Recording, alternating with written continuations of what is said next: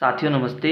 तो आज हम प्रश्नावली 12.1 के प्रश्न करेंगे और इससे पहले के जितने भी वीडियोज़ है वो सारे मैंने प्लेलिस्ट में डाल दिए हैं। तो आप प्लेलिस्ट में जाओ और सारे वीडियोज़ जो है आराम से देखो।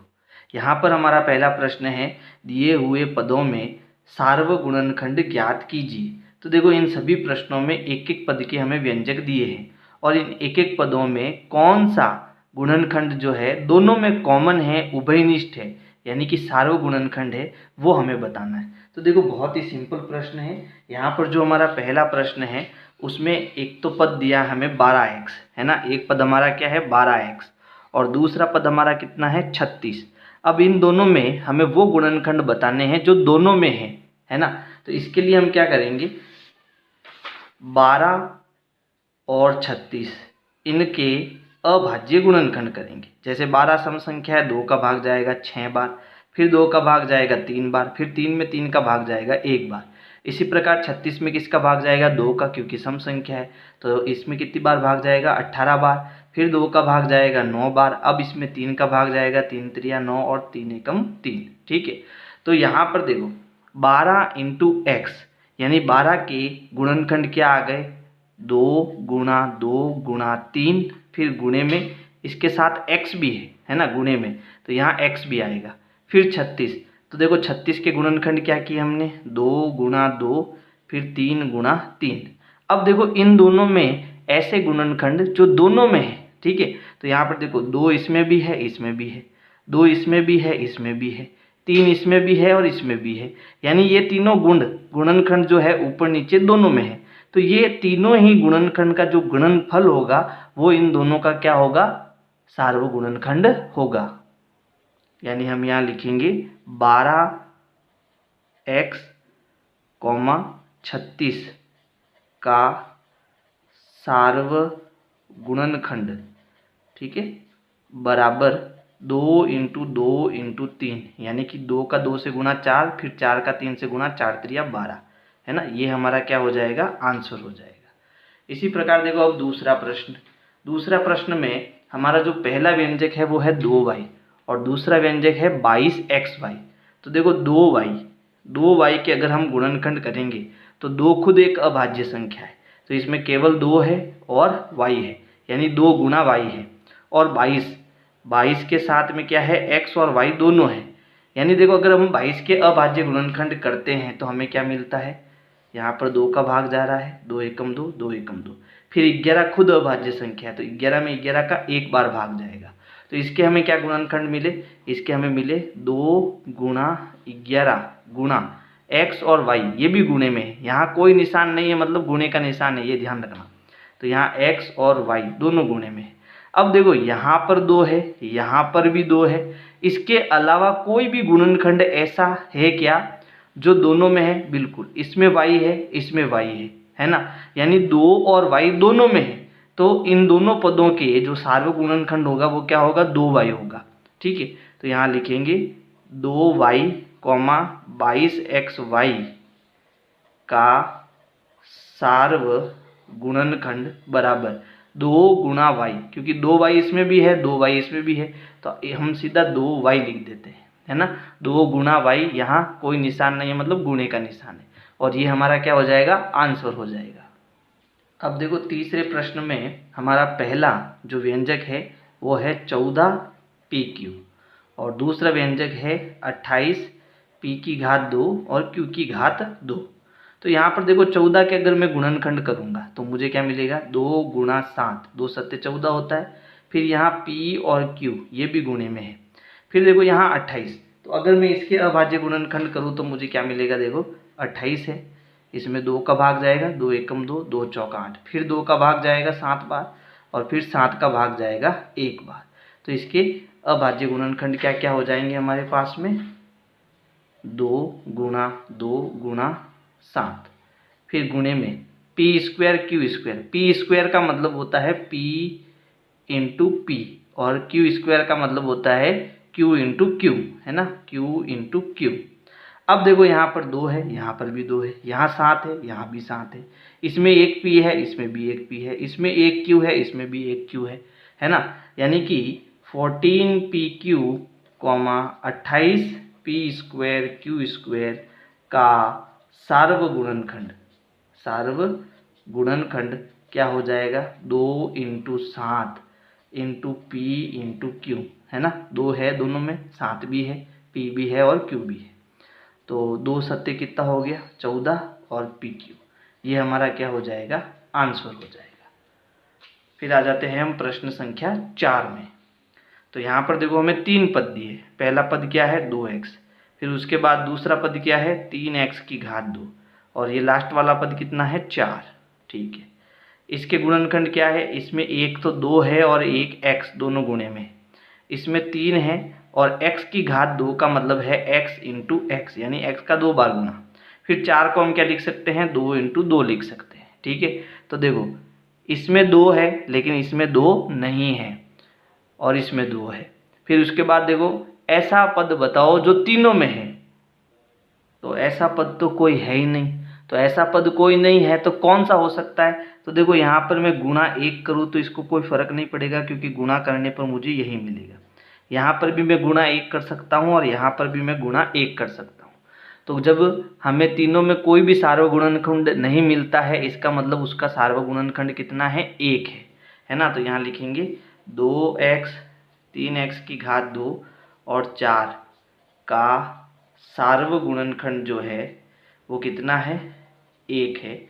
यही हमारा क्या हो जाएगा, आंसर हो जाएगा। फिर है 5वां प्रश्न, इसमें भी 3 पद है। तो पहला जो एक पदी व्यंजक है वो है 6abc।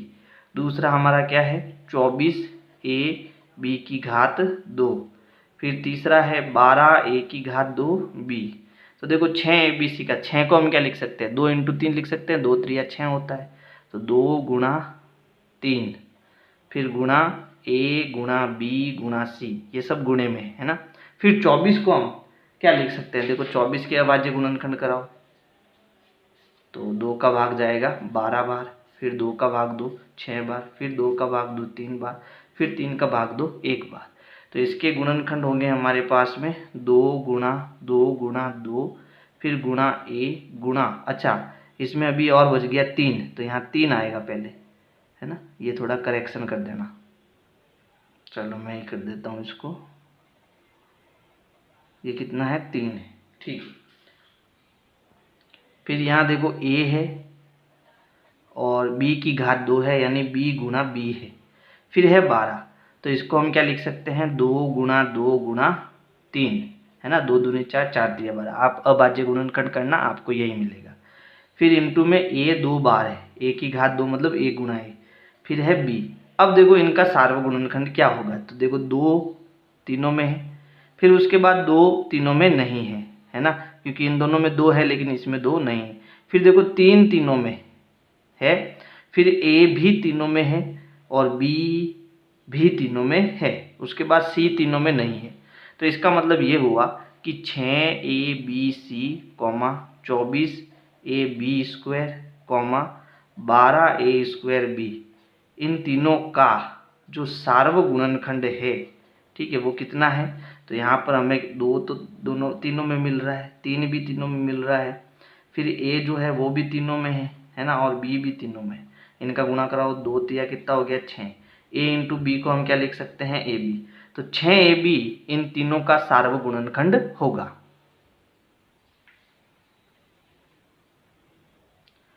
फिर देखो अगला प्रश्न है, इसमें एक तो है 16x⁻3, फिर एक है -4x⁻2 और एक है 32x। ठीक है, अब अगर हम 16 के अभाज्य गुणनखंड करें तो हमें मिलेगा 2 × 2 × 2 × 2, फिर x⁻3, तो इसको हम x × x लिख सकते हैं। फिर यहाँ देखो -4 है, ठीक है, तो यहाँ पर देखो 4 के अभाज्य गुणनखंड तो क्या होंगे, 2 × 2 होंगे। देखो हमें क्या दिया है, -4 दिया है ना, तो इसको हम 2 × 2 लिखेंगे तो ये होगा 4, लेकिन इसके पास माइनस है तो हम आगे माइनस लिख देते हैं। तो -2 × 2 करेंगे तो हमें क्या मिलेगा, -4 मिलेगा। ठीक है, तो यहाँ पर इसके गुणनखंड क्या हो जाएंगे, या एक काम करते हैं हम, यहाँ जो 4 है इसको तो लिख देते हैं 2 × 2, है ना। फिर ये जो माइनस है इसको हम -1 लिख देते हैं। समझ में आया, ठीक। तो यहाँ पर इसको हम लिख देते हैं 2 इंटू 2, फिर ये जो माइनस का है इसको माइनस का 1 गुणे में लिख देते हैं ताकि आपको कोई कन्फ्यूजन ना हो। फिर x की घात 2 है तो x इंटू एक्स। अब देखो यहाँ पर 32 है और 32 के जो गुणनखंड होते हैं वो क्या होते हैं, देखो 2 का भाग देंगे 16 बार भाग जाएगा, फिर 2 का भाग देंगे 8 बार भाग जाएगा, फिर 2 का भाग देंगे 4 बार भाग, फिर 2 का भाग 1 बार, है ना। तो यहाँ पर 1 2 3 4 5, 2 का गुना 5 बार होगा। तो 2 इंटू 2 इंटू 2 इंटू 2 इंटू 2, फिर गुणे में x। अब देखो क्या कॉमन है तीनों में, एक तो 2 तीनों में है, फिर उसके बाद और 2 तीनों में है ना। फिर उसके बाद में x जो है वो तीनों में है, इसके अलावा कुछ भी कॉमन नहीं है। तो यहाँ पर देखो हम लिखेंगे 16x की घात 3 माइनस 4x की घात 2 और 32x, इन तीनों का जो सार्वगुणनखंड है, सार्वगुणनखंड वो क्या है, तीनों में है, फिर 1 2 और तीनों में है और x तीनों में है। तो 2 दूनी 4 और ये x, 4x इसका क्या हो गया, सार्वगुणनखंड हो गया। अब है प्रश्न 7। तो इसमें भी 3 पद है। पहला पद जो है वो है 10pq, दूसरे पद में है 20qr और तीसरे पद में है 30rp। तो देखो 10 के हम गुणनखंड करेंगे तो हमें मिलेगा 2 पंजे 10 यानी 2 इंटू 5, फिर p और q ये भी गुणे में है। फिर 20 को हम लिख सकते हैं, फिर देखो 2 पंजे 10 और 10 का 2 से गुणे करेंगे तो 20 यानी कि 2 गुना 2 गुना 5, फिर q इंटू आर। फिर यहाँ पर देखो 30 है तो 30 के अभाज्य गुणनखंड हम कर लेते हैं। 2 का भाग जाएगा 15 बार, अब जाएगा 3 का भाग 5 बार, फिर 5 का भाग 1 बार। तो 2 इंटू 3 इंटू 5, 2 इंटू 3 इंटू 5, फिर इंटू आर इंटू पी। अब देखो 2 तो तीनों में है ना। फिर उसके बाद में 5 भी तीनों में है, लेकिन इसके बाद कोई भी संख्या कॉमन नहीं है। तो हम कहेंगे 10pq, 20qr, 30rp का सार्वगुणनखंड जो है वो है 2 गुणा 5 यानी कितना, 10। ये हमारा क्या होगा, आंसर होगा। फिर लास्ट में देखो यहाँ पर कितना है, 3x की घात 2 y की घात 3, फिर है 10x की घात 3 y की घात 2, फिर है 6x की घात 2 y की घात 2 और z। तो 3 तो अभाज्य संख्या है तो 3 का 3 ही रहेगा। फिर x 2 बार है तो x इंटू एक्स, फिर y 3 बार है तो y इंटू वाई। फिर यहाँ 10 का मतलब है 2 इंटू 5, फिर इंटू x की घात 3 यानी x into x into x into y 2 है तो y इंटू वाई। फिर यहाँ 6 तो 2 त्रिया 6 होता है ना। फिर इंटू एक्स, फिर इंटू वाई और फिर z एक बार है। अब देखो कौन सी संख्या है जो तीनों में कॉमन आ रही है। तो यहाँ 2 और 3 तो कॉमन कुछ भी नहीं आ रहा है। ये x जो है वो तीनों में है, फिर x तीनों में है, फिर देखो y भी तीनों में है और एक और y तीनों में है। यानी कि यहाँ पर 3x की घात 2 y की घात 3, फिर 10x की घात 3 y की घात 2 और 6x की घात 2 y की घात 2 z। इन तीनों का जो सार्वगुणनखंड होगा वो कितना होगा। तो देखो x है इनमें, फिर एक और x है, y है और एक और y है। तो x इंटू एक्स क्या होता है, x की घात 2, y इंटू वाई क्या होता है, y की घात 2, और यही हमारा क्या हो जाएगा, आंसर। तो इस प्रकार से आपको ये पहला प्रश्न करना है। अब है प्रश्न 2, निम्नलिखित व्यंजकों के गुणनखंड कीजिए। तो यहाँ पर जो पहला प्रश्न है इसमें ये जो व्यंजक है वो 2 पदों वाला व्यंजक है ना। ये पहला पद हो गया और ये दूसरा पद हो गया। अब इस प्रकार के प्रश्नों का गुणनखंड कैसे करना है, तो इसमें जो कॉमन आता है उसको कोष्टक के बाहर लेना है। जैसे यहाँ पर देखो पहला प्रश्न है 7x माइनस 42, तो यहाँ 7x तो 7x ही होगा, है ना। फिर देखो 7 और यहाँ 42 और 7 के पहाड़े में 42 आता है ना। सांछंग 42 हमने पहाड़ा पढ़ा है भाई। देखो 7 गुणा 6 कितना होता है, 42। ठीक है, तो यहाँ 7 पहले पद में भी है और 7 आपका दूसरे पद में भी है, तो 7 कॉमन आ जाएगा। यानी कि 42 को मैं क्या लिख सकता हूँ, तो यहाँ देखो माइनस का माइनस, और 42 को मैं लिख सकता हूँ 7 इंटू 6, है ना, सांचंग 42 होता है। अब 7 इस पद में भी है और 7 इस पद में भी है, तो 7 आ जाएगा कॉमन, यानी कि बाहर। 7 बाहर आने का मतलब है बाकी जो संख्या बचेगी वो बचेगी कोष्टक के अंदर। तो ये 7 बाहर आ गया इस पद में, तो अंदर कौन बचेगा, x। फिर ये माइनस भी अंदर आएगा, ये 7 बाहर आ गया तो अंदर कितना बचेगा, 6, और यही इसके क्या हो जाएंगे, गुणनखंड हो जाएंगे। यानी ये 7 इंटू एक्स माइनस 6 हमने 2 टुकड़ों में कर दिए, यानी ये गुणे के अंदर 2 टुकड़े हो गए, इसी को हम इसका गुणनखंड बोलेंगे। ठीक है। फिर देखो यहाँ 6 है और यहाँ 12, और 12 जो है वो 6 के पहाड़े में आता है ना, तो इसके भी हम गुणनखंड आसानी से कर सकते हैं। जैसे यहाँ पर है 6p, तो इसको हम 6p ही लिखेंगे। फिर माइनस, इसको हम क्या लिख सकते हैं, 6 दूनी 12 होता है, तो इसको हम लिख सकते हैं 6 इंटू 2, फिर इसके साथ क्या है q, तो q का q लगा दो। अब देखो 6 इसमें भी है, 6 इसमें भी है, तो 6 आ जाएगा बाहर, तो अंदर क्या बचा, p माइनस, ये तो बाहर आ गया, तो अंदर क्या बचा, 2 और q, ये अंदर बचा। ये हो गया इसका गुणनखंड। समझ में आया। फिर उसके बाद तीसरा प्रश्न देखो, यहाँ 7 है और यहाँ 14, तो 14 को हम क्या लिख सकते हैं, 7 दूनी 14, और 7 कॉमन आ जाएगा। अब देखो यहाँ a की घात 2 है और इसमें a है, इसका मतलब यहाँ से भी हम कॉमन लेंगे। देखो इन दोनों पदों में जो कॉमन आता है वो हमें कॉमन लेना है, तो इसको हम लिखेंगे 7, फिर यहाँ a की घात 2, इसको हम लिख सकते हैं इंटू a लिख सकते हैं, प्लस 14 को हम लिख सकते हैं 2 गुणा 7, 2 सत्ते 14, और इसके साथ a भी गुणे में। अब देखो यहाँ 7 है, यहाँ भी 7 है, यहाँ a है, यहाँ भी a है, तो देखो इन दोनों पदों में 7 और a कॉमन आ रहा है, तो 7 और a मैं बाहर ले लेता हूँ। देखो गुणे का मतलब इन दोनों के बीच गुणे का ही निशान है, तो 7 और a गुणे में लो, या फिर 7 और a डायरेक्ट आप बाहर लो, बात एक ही है। ठीक है, तो 7 और a बाहर आ गया, अंदर क्या बचा, a बचा, प्लस 7 और a बाहर आ गया, अंदर कितना बचा, 2 बचा। ये इसके क्या हो गए, गुणनखंड हो गए। अब आप इस प्रश्न को डायरेक्ट भी कर सकते हो, कैसे, तो देखो 7 इसमें है और इसमें 7 का पहाड़ा है, इसमें a है और इसमें भी a है, तो सीधा आप क्या करो, 7a बाहर ले लो, ले लिया। अब यहाँ से 7 और a बाहर आ गया, लेकिन यहाँ देखो a की घात 2 है, यानी अंदर a बचेगा। फिर प्लस यहाँ 7 का पहाड़ा बोलो, 7 एकम 7, 7 दूनी 14, यानी अंदर बचा 2। फिर इसके साथ a तो बाहर आ गया, तो ये बंद हो जाएगा। ये हमारा क्या हो गया, आंसर। तो डायरेक्ट भी आप कर सकते हो, लेकिन अभी आपको ये सीखना है, इसलिए आप सारे स्टेप फॉलो करो। फिर देखो चौथा प्रश्न में हमें यहाँ दिया है माइनस का 16 और यहाँ दिया है 20।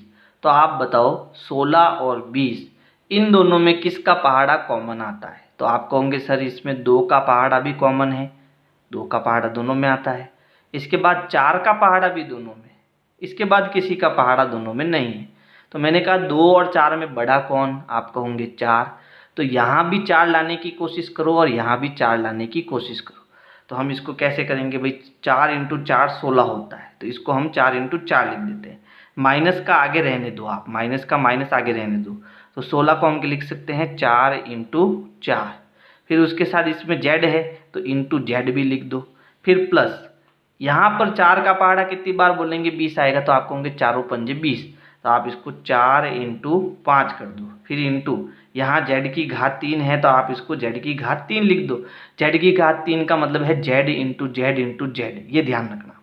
अब देखो दोनों में कॉमन क्या है, तो दोनों में देखो 4 है, फिर इसके साथ दोनों में एक z कॉमन है, तो यहाँ से एक z बाहर जाएगा, तो यहाँ z की घात 2 बचेगा, ये याद रखना आपको। तो अब यहाँ जो कॉमन आ रहा है वो बाहर ले लो, एक तो 4 बार आ गया, एक z बार आ गया, 4 और z बार आ गया, अंदर की चाप कितना बचा, -4 बचा। फिर प्लस, ठीक है, 4 और इसमें से एक z बार आ गया, तो अंदर क्या बचा 5, और एक बाहर चला गया, तो यहाँ अंदर बचा z की घात 2, और यही हमारा क्या हो गया, आंसर हो गया। फिर उसके बाद देखो यहाँ पर 20 और 30, तो यहाँ देखो सबसे बड़ा पहाड़ा कौन सा है जो दोनों में कॉमन है। अगर मान लो आपको पता नहीं चल रहा है तो आपको एक आइडिया देता हूँ, तो यहाँ है 20, है ना, इसको हम क्या लिख सकते हैं, 2 इंटू 2 इंटू 5, 5 दूनी 10, 10 दूना 20, ये लिख सकते हैं। फिर 30 को क्या लिख सकते हैं, तो 15 दूना 30 होता है ना। तो 2 इंटू 2 है ना, 2 दूनी 4, 15 दूनी 30 होता है। तो 3 और 5 का गुणा कर दो, ये हो गया 15 दूना 30। अब देखो दोनों में 2 कॉमन है, दोनों में 5 कॉमन है, 2 और 5 का गुणा कराओ, कितना हुआ 10। यानी कुल मिला के दोनों के पहाड़े में 10 कॉमन है। तो आप इसको 10 का पहाड़ा बनाओ, यानी इसको बना दो 2 इंटू 10, 2 गुणा 10 है ना। फिर इसके साथ ये एल स्क्वायर एम ये रहने दो। अब आपको एल और एम जो है वो कॉमन डायरेक्ट लेना है। फिर प्लस 30 को क्या लिख सकते हैं, 3 गुणा 10, और इसके साथ क्या है, एल एम है। अब देखो 10 इसमें भी है, 10 इसमें भी है। फिर उसके बाद देखो एल इसमें है, एम इसमें है, एल और एम इसमें भी है, लेकिन इसमें एल एक ज़्यादा है, बस ये याद रखना आपको। तो क्या कॉमन आया, इस आप कहोगे इसमें 10 दोनों में है, एल और एम दोनों में है, तो एक एल और एक एम दोनों में आ जाएगा बाहर। अंदर क्या बच गया, अंदर एक तो 2 बच गया। फिर देखो इसमें से एल एम बाहर आ गया, लेकिन ये एल की घात 2 है, यानी एक एल अंदर बचेगा। प्लस ये 10 एल एम तो पूरा ही बाहर आ गया, अंदर कितना बचा 3। ये हमारा क्या हो जाएगा, आंसर हो जाएगा। यहाँ पर देखो ए भी है ना, ये हमने ध्यान नहीं दिया था, इसमें ए भी है, तो यहाँ पर आपको ए ये भी लिखना पड़ेगा। तो यहाँ देखो एल एम तो बाहर आ गया, तो अंदर ये ए भी तो बचेगा, यानी 3 के साथ ए भी आएगा। ठीक है, अब है 5वां प्रश्न। तो 5वें प्रश्न में देखो यहाँ 5 है और यहाँ 15, तो इसका मतलब दोनों में 5 का पहाड़ा है। ठीक है, फिर यहाँ x की घात 2 है, यहाँ 1x ही है, यहाँ y है और यहाँ y की घात 2 है। तो कोई बात नहीं, दोनों में 5 का पहाड़ा बनाओ। तो इसमें तो डायरेक्ट 5 है ही है, तो इसको 5 गुणा x की घात 2 y लिख दो, माइनस यहाँ 15 है, तो इसको हम 5 गुणा 3 लिख देते हैं, क्योंकि 5 3 15 होता है। फिर गुणे में x y की घात 2 लिख दो। अब दोनों में कॉमन क्या आ रहा है, अब दोनों में आ रहा है 5 का पहाड़ा कॉमन, तो 5 को बाहर ले लो। फिर इसके साथ कॉमन क्या आ रहा है, तो देखो यहाँ x की घात 2 है, यहाँ 1x है, यहाँ y है, यहाँ y की घात 2 है। तो कुल मिला के x y दोनों में है ना, तो x और y ये भी बाहर आएगा। तो यहाँ से 5 बार आ गया, x और y बाहर आ गया, लेकिन देखो x की घात 2 था, तो इसका मतलब 1x अंदर बचेगा। फिर उसके बाद देखो माइनस का माइनस, फिर यहाँ देखो 3 है, 5 तो बाहर आ गया, x और y भी बाहर आ गया, तो 3 अंदर बचेगा। और y की घात 2 है, एक y बाहर आ गया, तो एक y अंदर ही बचेगा, और ये हमारा आंसर हो जाएगा। फिर उसके बाद है 7वां प्रश्न। ठीक है, अगर आपको ये समझ में नहीं आ रहा है तो इनको मैं पूरा ही तोड़ के बता देता हूँ आपको, है ना। तो देखो 10 को हम क्या लिख सकते हैं, 10 को हम लिख सकते हैं 2 इंटू 5, है ना। फिर इंटू a की घात 2 को हम a इंटू a लिख सकते हैं, माइनस 15 को क्या लिख सकते हैं, 5 3 15 होता है, यानी 5 इंटू 3। फिर b की घात 2, यानी b गुणा b। फिर प्लस 20 को हम क्या लिख सकते हैं, 20 को हम लिख सकते हैं 5 चौक 20, यानी कि 2 गुणा 5, ये 4 हो गया, और 4 और 5 का गुणा 20। फिर c की घात 2 है, इंटू सी लिख सकते हैं। अब देखो क्या कॉमन आ रहा है, देखो एक तो माइनस यहाँ है, एक प्लस यहाँ है, इसके इन तीनों पद में क्या कॉमन आ रहा है, तो देखो इसमें 5 है, इसमें भी 5 है, और इसमें भी 5 है, तो इसका मतलब 5 तीनों में है। फिर देखो और क्या कॉमन है तीनों में, तो इसके अलावा तीनों में कुछ भी कॉमन नहीं है, तो 5 आ गया बाहर। ठीक है, अब यहाँ अंदर क्या बचा, 2 और a इंटू ए, तो 2 का तो 2 हो जाएगा, a इंटू ए का मतलब होता है a की घात 2, माइनस 3 का 3 हो गया, b इंटू बी का मतलब हो गया b की घात 2, प्लस 5 बार चला गया, 2 इंटू 2 का मतलब होता है 4, और c इंटू सी का मतलब होता है c की घात 2, और ये हमारा क्या हो जाएगा, आंसर हो जाएगा। आप डायरेक्ट कैसे करते हैं इसको, देखो 10 15 और 20, इन तीनों में किसका पहाड़ा कॉमन है, 5 का, तो 5 बार आ गया। अब देखो यहाँ 5 का भाग कितनी बार गया, 5 एकम 5, 5 दूनी 10, तो ये हो गया 2a स्क्वायर, है ना। यहाँ भाग कितनी बार गया 5 का, 5 एकम 5, 5 दूनी 10, 5 3 15, तो ये 3b स्क्वायर हो गया। फिर यहाँ 5 चौक 20 होता है, तो यहाँ 4 आ गया, फिर c स्क्वायर का c स्क्वायर आ गया। ठीक है ना। तो चलो अब इसके आगे वाला प्रश्न करते हैं, 8वां प्रश्न। तो 8वां प्रश्न क्या है, देखो 8वां प्रश्न है माइनस का 4a square plus 4ab minus 4ca। ठीक है, तो इसमें आप देखो क्या कॉमन है, 4 इसमें है, इसमें है, इसमें भी है, तो 4 कॉमन आएगा। फिर a इसमें है, a इसमें है, a इसमें भी है, तो a भी कॉमन आएगा। ठीक है, तो यहाँ मैं 4 और a कॉमन ले लेता हूँ। यहाँ देखो 4 और a तो बाहर आ गया, लेकिन ये माइनस बाहर नहीं आया, तो माइनस अंदर ही रहेगा। फिर यहाँ a की घात 2 था, तो एक a मैंने बाहर लिया, तो एक a अंदर बचेगा, प्लस 4a बाहर आ गया, अंदर क्या बचा b, माइनस 4 और a बाहर आ गया, अंदर क्या बचा c, और ये हमारा क्या हो गया आंसर, एकदम सिंपल। ठीक है, फिर देखो आप 9वां प्रश्न, प्रश्न 9। तो यहाँ पर 9 प्रश्न है, एक्स स्क्वायर वाई जेड, फिर उसके बाद है plus x y square z plus x y और जेड स्क्वायर। अब देखो कॉमन क्या है, इसमें एक्स वाई जेड है, इसमें एक्स वाई जेड है और इसमें एक्स वाई जेड है, तो इसका मतलब एक्स वाई जेड तो आ जाएगा कॉमन, क्योंकि तीनों में। ठीक है, फिर अंदर क्या बचता है, अब देखो अंदर एक्स वाई जेड बाहर आ गया, तो अंदर देखो यहाँ एक्स की घात 2 था, इसका मतलब यहाँ एक्स 2 बार है, तो एक एक्स अंदर बचेगा, प्लस यहाँ वाई 2 बार है, एक वाई अंदर बचेगा, यहाँ जेड 2 बार है, तो एक जेड अंदर बचेगा, और ये हमारा क्या हो गया आंसर हो गया। अब है लास्ट 10th प्रश्न, तो वो 10वां यहाँ कर देते हैं अपन। यहाँ है a एक्स की घात 2 y plus b x y की घात 2 प्लस c एक्स वाई और z। अब देखो यहाँ पर क्या कॉमन आ रहा है, तो यहाँ पर इसमें x है, इसमें x है और इसमें भी x है, इसमें y है, इसमें y है, इसमें भी y है, इसके अलावा कुछ भी कॉमन नहीं है, तो हम कहेंगे x और y ये तो आपका बाहर आ रहा है। फिर अंदर क्या बच रहा है, देखो यहाँ a, फिर यहाँ एक x बाहर आ गया, तो अंदर एक x बचेगा, y पूरा बाहर आ गया, तो ax अंदर बचेगा, प्लस x और y ये बाहर आ गया, तो अंदर बचेगा b, लेकिन देखो y 2 है, तो एक y अंदर बचेगा, प्लस यहाँ x और y अंदर आ गया, तो c और z अंदर बचेगा, और ये हमारा आंसर। तो इस प्रकार से आपको प्रश्न संख्या 2 करना है।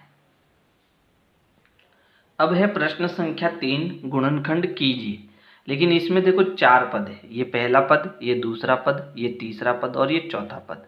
तो 4 पद जब आए तब हमें गुणनखंड कैसे करना है, आपको क्या करना है, स्टार्टिंग के 2 पद ऐसे लेने हैं जिसमें हमें कुछ न कुछ कॉमन मिले। जैसे ये दोनों पद मैंने इन दोनों पदों को यहाँ पर अंडरलाइन किया, इसका मतलब इन दोनों में कुछ कॉमन आ रहा है। फिर बाद में इन दोनों पद को अंडरलाइन किया, इसका मतलब इसमें कुछ कॉमन आ रहा है। अब जो कॉमन आता है उसको आप बाहर लेना, फिर आपको आगे गुणनखंड मिलते जाएंगे। गुणनखंड का मतलब है कि इन चारों पद को आपको a इंटू बी इस फॉर्म में लाना है, यानी यहाँ पर a कुछ संख्या आपको मिलेगी और यहाँ पर b इस आपको कुछ संख्या मिलेगी। फिर ये दोनों पद किस में होने चाहिए, गुणे में होने चाहिए। गुणनखंड का मतलब यही होता है कि इन दोनों को आपको गुणे में लाना है। तो इसको लाने के लिए हमें क्या करना है, सबसे पहले आप देखो इन दोनों पदों को, देखो इन दोनों पदों में क्या कॉमन है। तो देखो इसमें है x की घात 2 और इसमें है x, यानी दोनों में x कॉमन आ रहा है, तो मैं x बाहर ले लेता हूँ। अब यहाँ से x मैंने बाहर ले लिया और यहाँ था x की घात 2 यानी x इंटू एक्स, यानी एक x तो आपका अंदर बचेगा, प्लस यहाँ से ये x बाहर आ गया, अंदर क्या बचा, y बचा। फिर ये प्लस का निशान है, प्लस का निशान लगा दो। अब देखो इन दोनों पद में क्या कॉमन है, इसमें 8 है, इसमें भी 8 है, तो 8 को बाहर ले लो, 8 बाहर आ गया, अंदर क्या बचा x, प्लस 8 बाहर आ गया, अंदर क्या बचा y। अब देखो अभी भी यहाँ प्लस का निशान आ रहा है और यहाँ किसका निशान लाना है, मुझे गुणे का निशान लाना है। तो अब क्या करूँगा, अब देखो यहाँ पर ये एक पद ये है, प्लस के इधर वाला एक पूरा पद ये है और प्लस के इधर वाला ये एक पूरा पद है। ठीक है, एक पूरा पद क्यों है, क्योंकि जो चीज़ कोष्टक में होती है ना उसको हम पूरा एक गिनते हैं। तो यहाँ 8 और ये कोष्टक गुणे में है, 8 और ये पूरी कोष्टक जो है वो गुणे में है, इसका मतलब ये पूरा एक पद है और ये पूरा एक पद है। अब इन दोनों पदों के अंदर देखो ये जो गुणे में x प्लस वाई है और इधर भी गुणे में x प्लस वाई है, ये दोनों में कॉमन आ रहा है ना। तो इसको देखो यहाँ पर ये x प्लस वाई जो है वो इस पद में भी आ रहा है और ये x प्लस वाई जो है वो इस पद में भी आ रहा है। तो x प्लस वाई अब मैं इसमें कॉमन ले लूँगा, यानी बाहर ले लूँगा। तो बाहर लेने का मतलब है कि ये पूरा कोष्टक x प्लस वाई जो है मैंने बाहर ले लिया। तो बाहर ले लिया तो अब दूसरी चीज मैं कहाँ लिखूंगा, इस कोष्टक में लिखूंगा, है ना। और इस कोष्टक और इस कोष्टक के बीच में आएगा गुणे का निशान, ये आप ध्यान रखना। है ना, यानी ये दोनों उठकर बाहर आ गए। तो अब देखो इस पद में ये बाहर आ गया तो अंदर क्या बचा x, फिर ये प्लस का निशान आएगा। फिर इस पद में ये बाहर आ गया तो अंदर क्या बचा 8। अब देखो ये और ये पद दोनों किस में आ गए, गुणे में आ गए, है ना। यानी मैंने कुल मिला के इन चारों पदों को गुणे के अंदर लेके आ गया। यही इस चारों पदों के गुणनखंड है ना। ये हमारा क्या हो गया, आंसर हो जाएगा। इसी प्रकार हमें ये दूसरा प्रश्न करना है। तो देखो इसमें भी देखो इन दोनों पदों को हम ले लेते हैं पहले, ठीक है, फिर इन दोनों पदों को लेते हैं। अब इन दोनों पदों को ध्यान से देखो, यानी माइनस के इधर वाला पद और माइनस के इधर वाला पद, इन दोनों पदों को ध्यान से देखो, ठीक है। ये अंडरलाइन आपको नहीं करनी, ये समझाने के लिए आपको बता रहा हूँ। यहाँ 15 है और यहाँ 6 है। तो बताओ 15 और 6 इन दोनों में कौन सा पहाड़ा ऐसा है जो दोनों के अंदर आएगा। तो आप कहोगे 3 का पहाड़ा दोनों में आता है। तो हम क्या करेंगे, 3 को कॉमन ले लेंगे, यानी 3 को बाहर ले लेंगे। इसी के साथ देखो इसमें भी x है और इसमें भी x है, तो हम x को भी कॉमन ले लेंगे। तो अब 3x हमारा कॉमन आ गया, यानी कोष्टक के बाहर आ गया। तो 3x हमारा कोष्टक के बाहर आ गया, तो यहाँ पर कितना है 15। तो मैंने 3 बाहर लिया है, तो इस 15 में 3 का भाग दो, यानी 3 का पहाड़ा बोलो। तो 3 एकम 3, 3 दूनी 6, 3 तिया 9, 3 चौक 12 और 3 पंजे 15। 5 बार हमने पहाड़ा बोला तो अंदर 5 बचा। तभी तो देखो 3 और 5 का गुणा करोगे तो आपको 15 मिलेगा, चेक भी कर सकते हो आप। फिर x बाहर आ गया तो अंदर क्या बचा y माइनस, यहाँ 3 का पहाड़ा बोलो, 3 एकम 3, 3 दूनी 6, यानी अंदर 2 बचेगा। 3 और 2 का गुणा करोगे तो वापस 6 मिलेगा। फिर x बाहर आ गया तो कोष्टक बंद, तो यानी कि अंदर बचा 5y माइनस 2। फिर अब देखो इन दोनों पदों को लो, यहाँ प्लस का निशान आ रहा है तो यहाँ प्लस लगाओ पहले।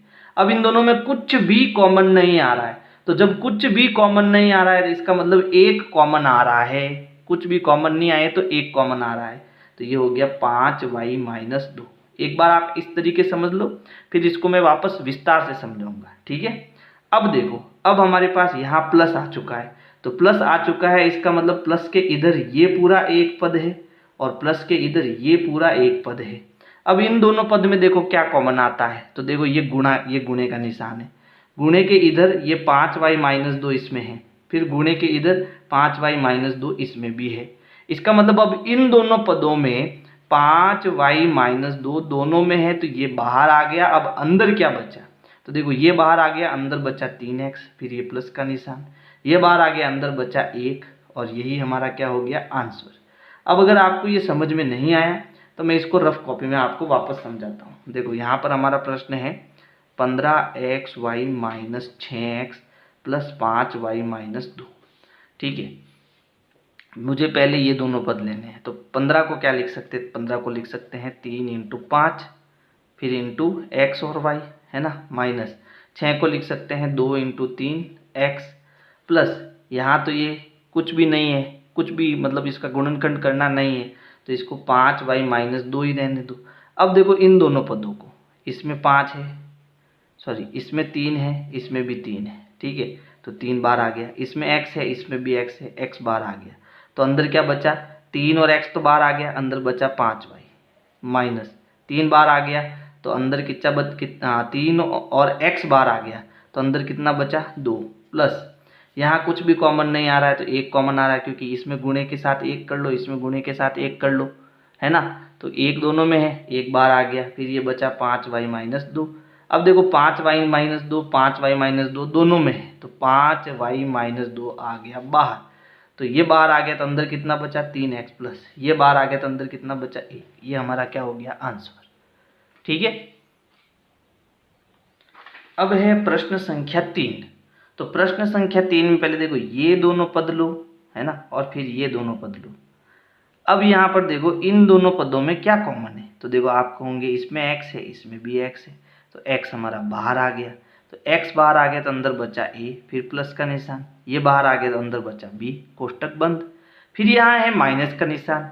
जब यहाँ माइनस का निशान आता है तो ये बहुत गड़बड़ करता है, ठीक है, यानी जब यहाँ प्लस का निशान आए तब तो कोई दिक्कत नहीं, जैसे हम कर रहे थे वैसे ही करना है।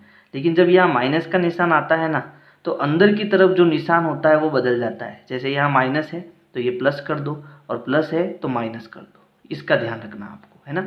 अब देखो इन दोनों में क्या कॉमन है, तो इसमें y है और इसमें भी y है, तो y बाहर आ गया, तो अंदर क्या बचा, y बार आ गया, अंदर बचा a, और y बार आ गया, अंदर बचा b, और यहाँ पर देखो माइनस का जो निशान है ना ये प्लस का कर दो। ऐसा किस लिए हुआ, इस माइनस के कारण हुआ। क्यों, तो देखो जब हमने कॉमन लिया तो यहाँ इनटू आया है ना, तो यहाँ माइनस इंटू प्लस करेंगे तो यहाँ वापस क्या आएगा, माइनस आएगा, है ना। तो गुणा करने पर यहाँ मुझे माइनस चाहिए, तो इसलिए यहाँ पर मुझे प्लस करना पड़ेगा। आप तो कुल मिला के ये ध्यान रखना कि जब भी कोष्टक के बाहर यहाँ माइनस आए तो यहाँ जो साइन होगा वो बदल जाएगा। यहाँ माइनस है तो प्लस आ जाएगा, यहाँ प्लस है तो माइनस आ जाएगा, ये आपको ध्यान रखना है, ठीक है। अब देखो इन दोनों पदों में और इन दोनों पदों में, यानी इन दोनों पदों में a प्लस बी इसमें है, a प्लस बी इसमें भी है, तो a प्लस बी आ गया बाहर, तो ये बाहर आ गया, अंदर क्या बचा x, फिर ये माइनस का निशान, ये बाहर आ गया, अंदर क्या बचा y, ये हमारा क्या हो गया आंसर। अब चौथा प्रश्न थोड़ा सा हार्ड है, इसलिए आप थोड़ा ध्यानपूर्वक इसको समझना। ये है 15pq plus 15 plus 9q plus 25, ठीक है। अब इसमें हमें क्या करना पड़ेगा, थोड़ा सा पद को इधर उधर करना पड़ेगा। क्यों करना पड़ेगा वो भी समझ लो। यहाँ पर क्या है pq और अगला पद है 15, यानी इसमें कोई भी pq कुछ नहीं है ना। इसमें q है और इसमें भी p और q कुछ भी नहीं है। तो हमें इनको इस प्रकार से इधर उधर करना है कि जब इसको हम सरल करें तो हमारा फटाफट आंसर आ जाए। यहाँ पर 25 के साथ भी p है, ये हमने ध्यान नहीं दिया ना, तो 25 के साथ भी p लगा दो। तो हम इन पदों को इधर उधर क्यों करेंगे, इसका कारण ये है कि देखो हमारे पास यहाँ पर ये दो पद और दो पद, इनमें जब हम कॉमन ले रहे तो यहाँ पर भी a प्लस बी बन रहा था और यहाँ पर भी a प्लस बी बन रहा था, तब जाके हमें ये दोनों गुणनखंड प्राप्त हुए, है ना। तो ये व्यवस्था बनाने के लिए मुझे यहाँ पर पदों को चेंज करना पड़ेगा। अब ये व्यवस्था कैसे बनेगी, है ना, तो देखो इसके पास p और q दोनों है और इसके पास q है, तो अगर मैं इस पद को यहाँ लेके आ जाऊँ तो इनमें दो q कॉमन आने लग जाएगा, ठीक है। फिर इसमें p अंदर बचेगा और इसके पास भी p है ना, तो ये हम कर सकते हैं। तो इसके लिए क्या करना है, यहाँ पर है 15pq, तो इसको यही रहने दो। अब 15 की जगह इसको लेके आओ, यानी प्लस 9q आगे ले लो, 9 और q ये आगे ले लो। अब प्लस ये 25p ले लो और ये 15 पीछे लगा दो, ठीक है। ऐसा करने से क्या होगा, हमें आगे जो है फटाफट सॉल्व हो जाएगा। अब देखो यहाँ पर 15 है और यहाँ पर 9 है, इन दोनों में 3 का पहाड़ा कॉमन है, तो मैं 3 बाहर ले लेता हूँ, या फिर आप इसको 5 3 15 लिख सकते हो, यहाँ इसको 3 इंटू 3 3 3 9 लिख सकते हो। अब आपको सीधा करना आना चाहिए कि दोनों में 3 का पहाड़ा है, इसलिए 3 बाहर ले लो। फिर देखो इसमें q है, इसमें भी q है, तो q आप बाहर ले लो। अब क्या बचा, तो अब 15 और यहाँ बाहर आया 3, 3 का भाग दो, तीनों पंजे 15, यानी अंदर बचा 5। फिर q बाहर आ गया, अंदर बचा p, प्लस 9 में 3 का भाग दो, 3 3 9, q बाहर आ गया तो 3 ही बचेगा, प्लस अब देखो इन दोनों में 5 का पहाड़ा कॉमन है, तो 5 बाहर ले लो। इसके बाद कुछ भी कॉमन नहीं है, तो बस 5 25, 25 में 5 का भाग 5 बार जाएगा, है ना, 5 25 होता है। फिर p प्लस 5 3 15, 3 बार भाग जाएगा। अब देखो यहाँ भी 5p प्लस 3, यहाँ भी 5p प्लस 3। ये चीज़ लाने के लिए हमने इन पदों को इधर उधर किया। बात समझ में आई। अब देखो इस पद में और इस पद में दोनों में ये चीज़ कॉमन आ रही है, तो 5p प्लस 3 हमने बाहर ले लिया। ये बाहर ले लिया तो अंदर कितना बचा, 3q, प्लस ये पूरा बाहर ले लिया तो अंदर कितना बचा, 5। ये हमारा क्या हो गया, आंसर। अब अगला प्रश्न देखो, यहाँ पर देखो z minus 7 plus 7xy minus xyz। तो अगर देखो यहाँ xy और xy कॉमन आएगा तो ये बनेगा 7 माइनस z, लेकिन यहाँ बन रहा है z माइनस 7। तो हम एक काम करते हैं, इस पद को आगे लिख देते हैं, इस पद को पीछे लिख देते हैं, तो ये समस्या हमारी खत्म हो जाएगी। तो यहाँ पर z माइनस 7 अपनी जगह पर, ये पद आगे ले लो, यानी माइनस का आगे ले लो, माइनस x y और z, और ये पीछे ले लो प्लस का 7x और y। ये हमने क्यों किया पता है, ये हमने इसलिए किया कि क्योंकि इस पद में से हम x y कॉमन लेंगे ना, तो क्या बचेगा 7 माइनस z, लेकिन इसमें क्या आ रहा है z माइनस 7, यानी पहले z आ रहा है फिर 7 आ रहा है, तो इसको उल्टा कर देते हैं, पहले इसको आगे ले लेते हैं, इसको पीछे ले लेते हैं, है ना। अब देखो ये दो पद और ये दो पद, इन दोनों पदों में कुछ भी कॉमन नहीं आ रहा है, तो कुछ भी कॉमन नहीं आ रहा है तो कितना कॉमन आ रहा है, एक कॉमन आ रहा है। फिर इसको लिख दो z-7, ठीक है। फिर यहाँ देखो माइनस का निशान है और मैंने बताया था माइनस का निशान आता है तो अंदर आपको चेंज करना पड़ेगा और आपको पता नहीं चले। देखो यहाँ माइनस, यहाँ जो बन रहा है आगे भी वही बनना चाहिए, यहाँ माइनस आ रहा है तो आगे भी माइनस आना चाहिए, है ना। अब देखो यहाँ क्या कॉमन आ रहा है, एक्स और वाई दोनों में, एक्स वाई इसमें भी है, एक्स वाई इसमें भी है, एक्स वाई कॉमन आ गया तो अंदर क्या बचा जेड, लेकिन ये प्लस है तो इसके कारण ये क्या हो जाएगा, माइनस हो जाएगा और ये क्या बचा 7। अब देखो z-7 इसमें भी है, z-7 इसमें भी है, तो z-7 आ गया बाहर, ठीक है। ये बाहर आ गया तो अंदर कितना बचा 1 माइनस, ये बाहर आ गया तो अंदर कितना बचा एक्स वाई, ये हमारा हो गया आंसर। तो इस प्रकार से आपको प्रश्न संख्या 3 करना है। और अगर मेरे वीडियोज़ आपको पसंद आ रहे हैं तो वीडियो को लाइक करना है, अपने दोस्तों को शेयर करना है। Thank you.